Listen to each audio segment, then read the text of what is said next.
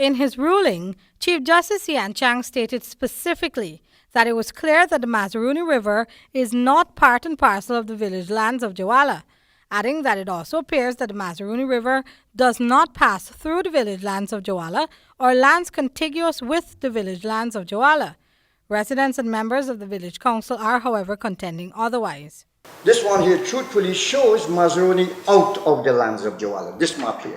Harold Brown, former councillor and resident of Jawalla, at a press conference to show Renton Williams, members of the council, and representatives of the Amerindian People's Association decried the CJ's decision, citing their lack of confidence in the justice system, which seems to very often favor wealthy mining companies over poor villagers. You have a Chief Justice who's never been to the Upper Maz, who hasn't invited the relevant people to really produce evidence of whether we live outside or besides the Mazaruni River, and then make a declaration.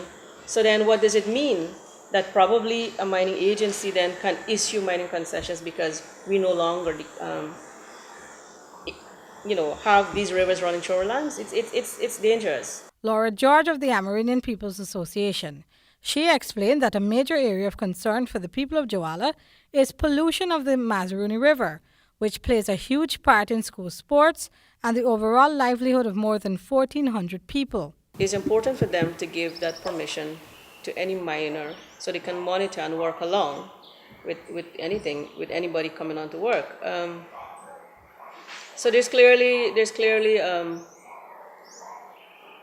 a conflicting legislation, and our people are caught in between. And who fixes this then? Questions that the people of Jawalla want answers to, especially since they're not too confident in a number of government bodies, including the Environmental Protection Agency. So there hasn't been a direct approach to the EPA, because as we know from other experiences as well, that the EPA goes in and then nothing else happens.